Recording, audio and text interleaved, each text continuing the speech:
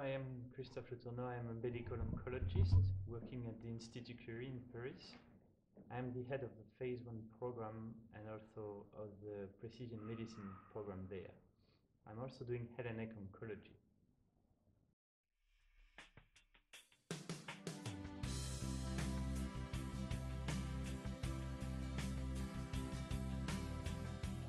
Yeah, the SHIPA trial is a clinical trial. It's a clinical trial for patients with any kind of cancer that is refractory to standard of care.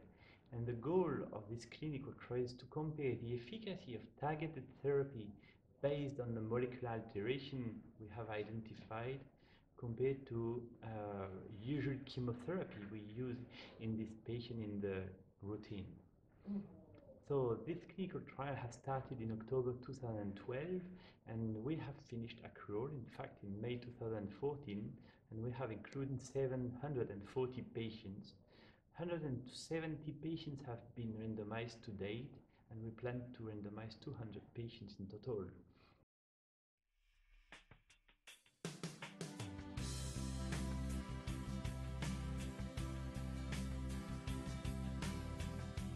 You're right, this kind of clinical trials is expensive because the technologies, even though the costs have decreased dramatically, are still a little bit expensive. So we are looking at mutations and gene copy number alterations in the trial, and also we need to provide the drugs.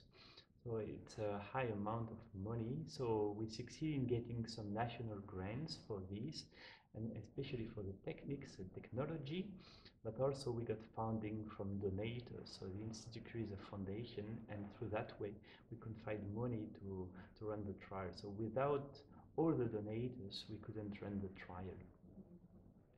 The thing is that people in real life and doctors are all convinced that personalized medicine, so to analyze the tumor of the patient to guide therapy, is the way of the future. So that's probably why patients came spontaneously to us to participate in the clinical trial, but also other physicians send their patient to us, and this is why the accrual was so fast.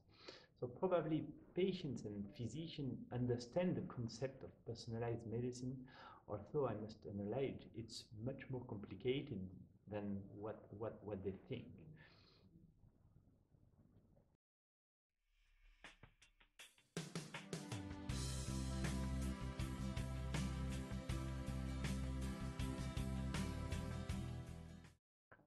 For sure, it's very important to look at multiple molecular alterations. We know that patients with metastatic cancer, so probably will never be cured of their cancer. So if you know from the beginning of the cancer, all molecular alterations, it will be much easier for the physician to guide the patient towards a specific targeted agents or clinical trials. But if you need to do that one biomarker by one biomarker, it will take tissue, and sometimes you will lack tissue, but also it will take a lot of time, and time for these patients is very important.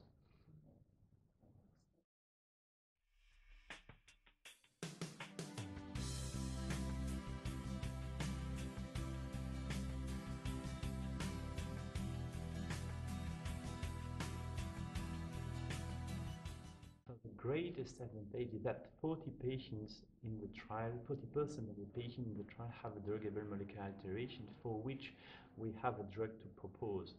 And for the remaining 60% patients for which we haven't found any druggable molecular alteration for a drug within the trial, we could include some of these patients in phase 1 clinical trial with the matching drugs.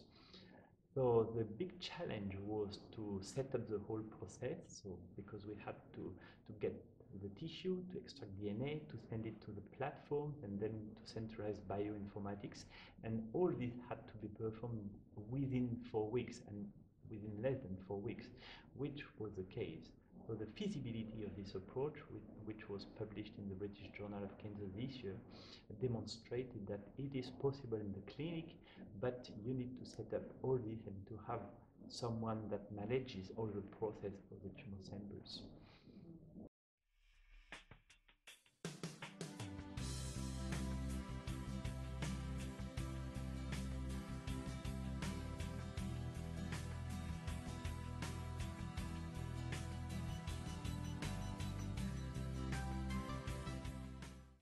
Yeah, from a feasibility point of view, so we have shown that we can effectively use these tools in the clinic. So now we need to be sure that the results that we get are reliable and reproducible, so with a good sensitivity and specificity. That means that quality controls need to be performed during all the process, and this is very important for all these kind of clinical trials. So there are now several clinical trials like the Shiva trial running around the world, and probably the result of all these clinical trials will tell us whether in the future we should use these tools in routine.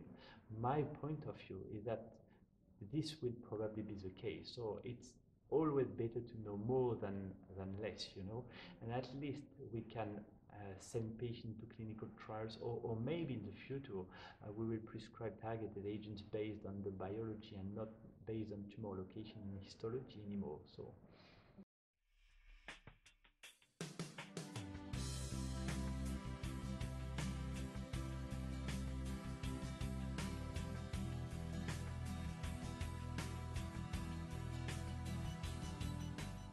Yeah, translational research has made a lot of progresses, and this is why we have today um, many targeted agents that for subgroup of patients work remarkably good. So we have patients with metastatic disease living for several years now thanks to these drugs. The next step now is this kind of high throughput technologies that allow to get the molecular profile of the tumor, and I think this is an accelerator for translational research. And my view is that this will be necessary in the future to have this for the patient before starting anything. My hope is that we'll be able to share all data. We are generating a lot of data, so each trial is generating data, and each team, what we need to do is to share the data so that we have more power to analyze the data, and an increased capacity to get results from this data, so that it translates into improved survival and cure for patients.